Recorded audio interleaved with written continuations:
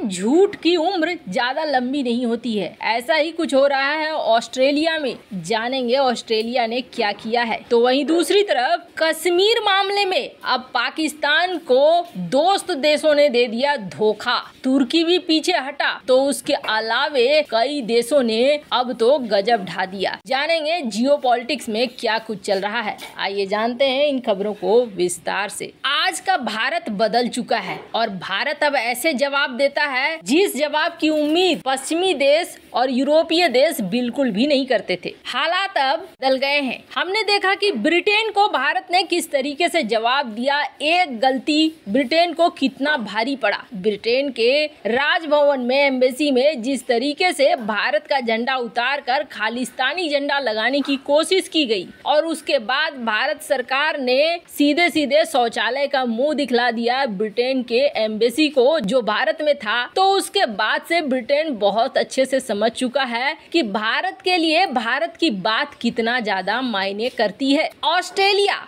अब इस बात को बहुत अच्छे से समझ गया है। आपको बता दें ऑस्ट्रेलिया, कनाडा जैसे कुछ देश हैं जिन देशों में खालिस्तानियों को काफी बढ़त मिली है। यहाँ पर ये पनपे हैं और यहाँ की सरकार पहले इन पर कोई एक्शन नहीं लिया करती थी। अब स्थिति एकदम से बदल गई है। विवादित संगठन है सिख फॉर जस्टिस जिसके मंसूबों पर ऑस्ट्रेलिया ने पानी फेर दिया है। सिडनी में इसने एक जनमत संग्रह का कार्यक्रम आयोजित किया था। आपको बता दें ये कार्यक्रम Black Town Leisure Centre Stanhope में किया जाना। ऑस्ट्रेलिया की सरकार को जब इसकी खबर मिली कि सिख फॉर जस्टिस कुछ इस तरह का कार्यक्रम कर रहा है तब से लगातार शिकायतें और धमकियां मिल रही है तो सुरक्षा एजेंसियां सतर्क हो गई और सतर्क होने के बाद इस कार्यक्रम की बुकिंग को रद्द कर दिया गया। काउंसिल ने बताया कि भारत या पाकिस्तान के आंतरिक मामलों में किसी को भी इस तरीके का हम समर्थन नहीं दे सकते हैं। अब कहा जाने लगा कि सिख फॉर जस्टिस ने कई ऐसे बैनर बनाए थे जिस बैनर में आतंकी गतिविधियों में शामिल रहे लोगों की प्रशंसा की और इस वजह से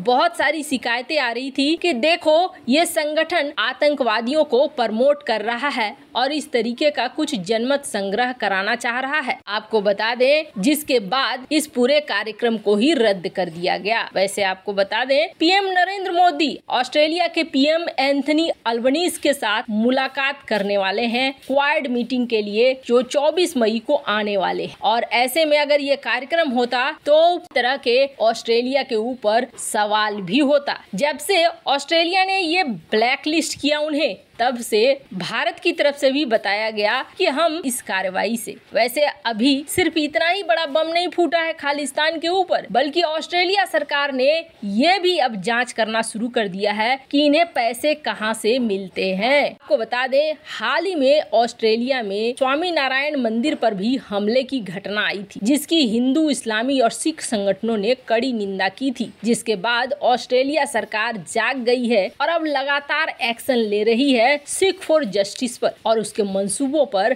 पानी फेर रही है। किस तरीके से ऑस्ट्रेलिया एक्शन ले रहा है और ये सब कुछ क्यों हो रहा है तो जाहिर सी बात है सरकार अब कड़ी हो गई है, कड़ा होकर कठोर शब्दों में कह रही है तो दुनिया के बाकी देशों को भी समझ में आ रहा है कि जी नहीं अब पुराना वाला ढुलमुल रवैया नहीं चलेगा। खैर जहाँ एक तरफ ये सब कुछ हो रहा है तो वहीं दूसरी तरफ आपको तो याद ही होगा G20 की मीटिंग। इसके लिए एससीओ मीटिंग में जब बिलावल भुट्टो भारत आया था तो उसने भारत में बैठकर धमकी दी थी और ये कहा था कि G20 में हम कुछ ऐसा करेंगे कि भारत भूलेगा नहीं। वैसे एक ऐसा देश जो आतंकवादियों को बढ़ाने का ही काम करता है उससे इससे ज्यादा कुछ बड़े की उम्मीद भी नहीं की जा सकती थी। आतंकी की भाषा ही बोलेगा एक आतंकी देश का मंत्री, ये बात तो समझ में आ गई थी। उसके बाद बिलावल भुट्टो जाकर मिला हुर्रियत कॉन्फ्रेंस के डेलीगेशन से जो कि अलगाववादी धड़ा है। उसकी मुलाकात से ही समझ में आ गया कि उसके दिमाग दिमाग में बहुत सारी चीजें ऐसी चल रही हैं जो घटिया चीजें हैं, पर भारत क्या चाह रहा है आपको बता दें। भारत ने G20 का मीटिंग कश्मीर में कराने का न सिर्फ फैसला कर लिया है, बल्कि इस G20 की मीटिंग के लिए भारत ने पूरी प्लानिंग भी शुरू कर दी है। भारत का ये इरादा है कि G20 के जो डेलीगेट आएंगे वो ब्रांड एम्बेसडर बन जाएंगे जम्मू कश्मीर के। बात भी सही है, इतनी बड़ी मीटिंग अगर हम जम्मू कश्मीर में हर तरीके से करा लेते हैं, यहाँ की खूबसूरती, यहाँ के पर्यटन को और ज्यादा बढ़ावा मिलेगा। ये लोग जब यहाँ से बाहर जाएंगे तो कश्मीर के बारे में जिक्र जरूर करेंगे। और इसका उदाहरण आप देखिए G20 के बारे में क्या कहा जा रहा है द ट्रिब्यून में कि G20 डेलीगेट ब्रांड एम्बेसडर बन जाएंगे जम्मू कश्मीर के, जिससे टूरिज्म बहुत ज्यादा बढ़ेगी। तो वहीं ये भी कहा जा रहा है कि जम्मू कश्मीर सरकार कई ऐसे एडवेंचर एक्टिविटीज कराएगी, एडवेंचर एक्टिविटीज डेलीगेट के सामने रखेगी ताकि टूरिज्म और भी ज्यादा बढ़े। यानी बात साफ है, जम्मू कश्मीर को लेकर भारत सरकार के पास कई ऐसे बड़े प्लान हैं और ये न सिर्फ एक ऐतिहासिक मीटिंग होने वाली है, बल्कि इस मीटिंग में बहुत ज्यादा टर्निंग पॉइंट हो जाएगा। ऐसा होगा कि जैसे इतिहास पूरी तरीके से बदल दिया जाएगा और गुलमर्ग को खास तौर पर तैयार किया जा रहा है G20 के इवेंट्स के लिए। हालांकि भारत इस मीटिंग के बाद कश्मीर की सच्चाई भी दुनिया के सामने रखना चाह रहा है कि देखो जिस जगह पे हम रख रहे हैं मीटिंग, उस जगह के हालात कैसे हैं।